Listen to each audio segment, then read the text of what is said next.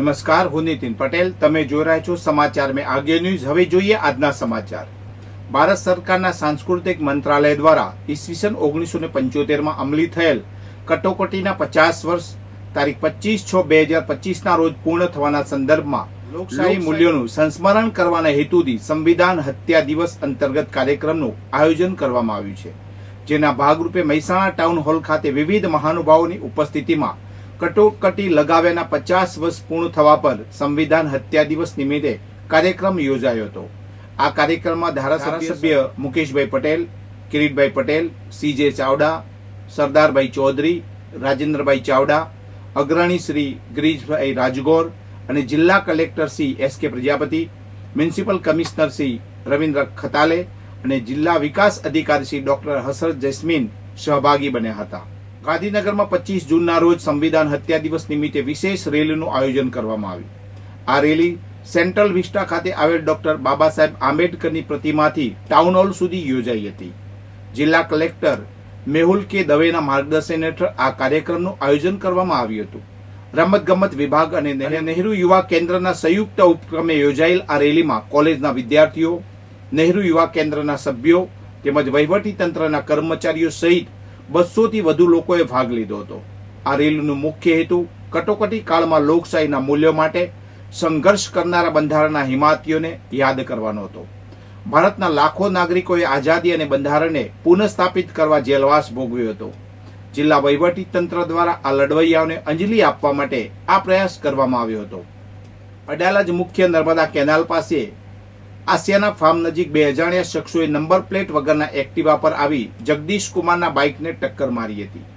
આરોપીએ પોલીસ કર્મીને માર મારી છરી બતાવીને મોબાઈલ અને સ્માર્ટ વોચ મળી કુલ રૂપિયા 11,500ની મતાની લૂંટ કરી હતી.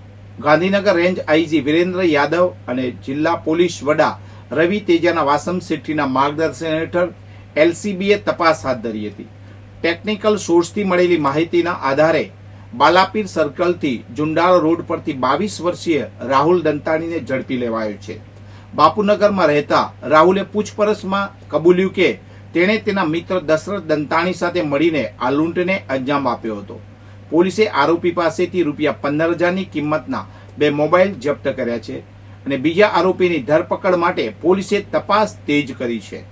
હેમચંદ્રાચાર્ય ઉત્તર ગુજરાત યુનિવર્સિટી પાટણના કન્વેન્શન હોલમાં બંધારણ હત્યા દિવસની ઉજવણી કરવામાં આવી. કાર્યક્રમની અધ્યક્ષતા પાટણના સાંસદ ભરતસિંહ ડાભીએ કરી હતી. સંવિધાન તજજ્ઞ અવનીબેન આલે 25મી જૂનના દિવસ વિશે વિસ્તૃત માહિતી આપી હતી. કાર્યક્રમમાં પાટણ જિલ્લાના પદાધિકારીઓ અને રાજ્યભરના અધિકારીઓ સાથે મોટી સંખ્યામાં વિદ્યાર્થીઓ વર્ચ્યુઅલી જોડાયા. મુખ્યમંત્રી ભૂપેન્દ્ર પટેલ પણ પ્રેરક ઉદ્બોધન કર્યું. સાંસદ ભરતસિંહ ડાભીએ જણાવ્યું કે 25મી જૂન સંવિધાન માટે કલંકિત દિવસ છે. તે દિવસે વડાપ્રધાન ઇન્દિરા ગાંધીએ દેશમાં કટોકટી લાદી હતી. ગુજરાતમાં અનેક સમાજસેવકો અને પદાધિકારીઓની ધરપકડ કરવામાં આવી હતી. સરકારે પ્રેસ પર નિયંત્રણ મૂક્યા અને નાગરિક અધિકારો સ્થગિત કર્યા હતા. વિદ્યાર્થીઓને સંબોધતા કહ્યું કે તેઓ દેશનું ભવિષ્ય છે. તેમણે લોકશાહીને મજબૂત કરવાની ભૂમિકા ભજવવાની છે. ભૂતકાળમાંથી શીખીને સોનેરી ભવિષ્ય બનાવવા તરફ આગળ વધવું જોઈએ.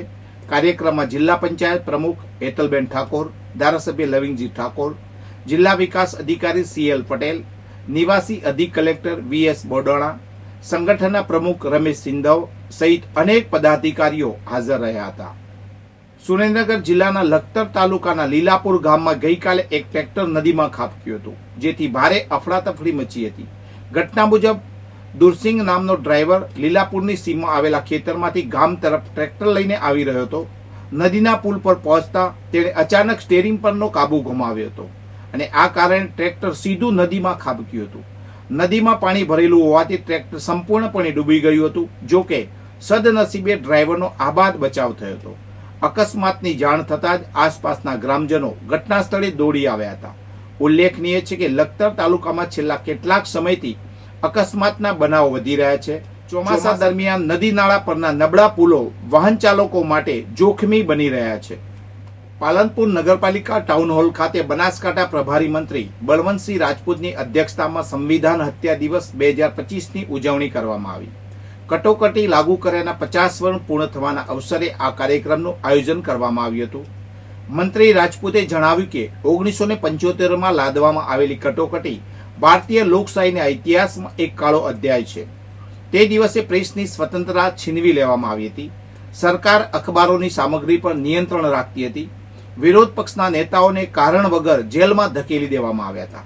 રાજ્યસભા સાંસદ બાબુભાઈ દેસાઈએ કહ્યું કે કટોકટી દરમિયાન કારોબારી, ધારાસભા, ન્યાયપાલિકા અને મીડિયા લોકશાહીને ચારેય સ્તંભો પર દબાણ મૂકવામાં આવ્યું હતું. આ સમય દરમિયાન સામાન્ય નાગરિકોને અનેક મુશ્કેલીઓનો સામનો કરવો પડ્યો હતો. કાર્યક્રમમાં પાલનપુર ધારાસભ્ય અનિકેત ઠાકર, જિલ્લા કલેક્ટર મિહિર પટેલ, જિલ્લા વિકાસ અધિકારી એમ.જે. દવે, જિલ્લા પોલીસ અધિક્ષક અક્ષયરાજ મકવાણા અને જિલ્લા અગ્રણી કનુ વ્યાસ સહિત મોટી સંખ્યામાં લોકો હાજર રહ્યા હતા. મોડાસા તાલુકાના ગ્રામ્ય વિસ્તારો અને ઉપરવાસમાં થયેલા ભારે વરસાદને કારણે માજુમ ડેમમાં પાણીની આવક વધી છે. સિંચાઈ વિભાગે ડેમનું રૂલ લેવલ 155 મીટર જાળવવા માટે નદીમાં પાણી છોડવાનો નિર્ણય લીધો છે.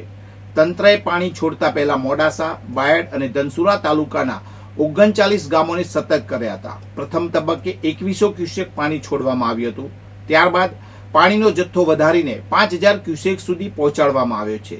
સિંચાઈ વિભાગના જણાવ્યા મુજબ વરસાદી પાણીના સંગ્રહ માટે બનાવેલા જળાશયોમાં પાણીનું લેવલ વધી જાય ત્યારે વધારાનું પાણી નદીમાં છોડવામાં આવે છે. માજુમ ડેમમાં પણ 5000 ક્યુસેક પાણીની આવક થતા આ કાર્યવાહી કરવામાં આવી છે. વધુ સમાચાર માટે જોતા રહો સમાચાર મેં આગે ન્યૂઝ. નમસ્કાર.